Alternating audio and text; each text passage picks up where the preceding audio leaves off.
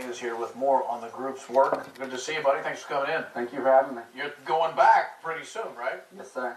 When do you head back? January 4th.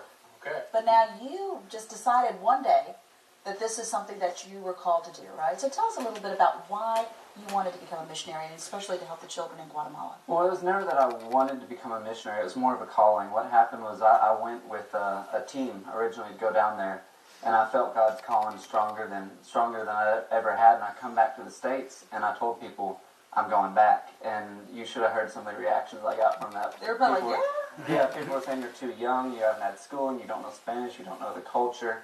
But when I was here, I just sold everything I had and went on my own by myself, not knowing exactly where I was going to go or how long I was going to stay. I just had the calling, so I went. But your steps have been directed, haven't they? Yes, ma'am. It's going great down there. Well, you did have contacts down there because you had the previous trip, so it wasn't just you saying, "Here I am, everybody." Yeah. You had a place to go. It was a more of, I know I'm going back, but I don't know when or how. Yeah. And when I came back to the States, I didn't know how long it'd be before I went back, but everything worked out the way it needed to be. Within 2 weeks, I was back down there, and I stayed for 8 months by myself down there.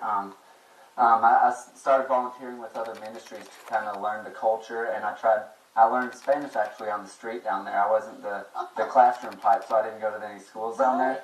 And by doing that, I found a little place to rent. I was actually staying about 4 months in an unfurnished apartment, sleeping in a hammock for a while. Wow. So Well, It doesn't sound that bad, actually. yeah, that sounds good right now. Yeah. Well, I think we have some pictures because the children, they just seem to love you. I remember seeing the pictures and seeing how the children right here, they just are drawn to you, aren't they? Yes, ma'am. It's awesome. I mean, like I said, it's a passion. You can be effective working for God wherever you're going to be, but wherever you place that passion is where you're going to be most effective. And now from when I went down a year and a half ago, there was 3 children involved. Right. And now the ministry's gone to over 150 kids coming through the ministry's doors each week. How has it changed you?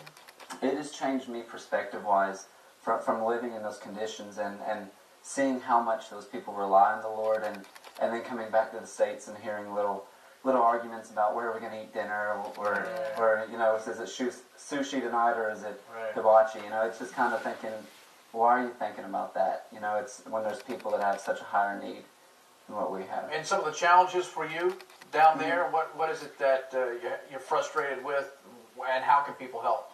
One of the biggest challenges for me was gaining support here. When I first went, like I told you, I left on my own. I wasn't connected to any organization, and I was 21 years old. And people use that against me because it's true, my age is so known for starting something and not finishing it.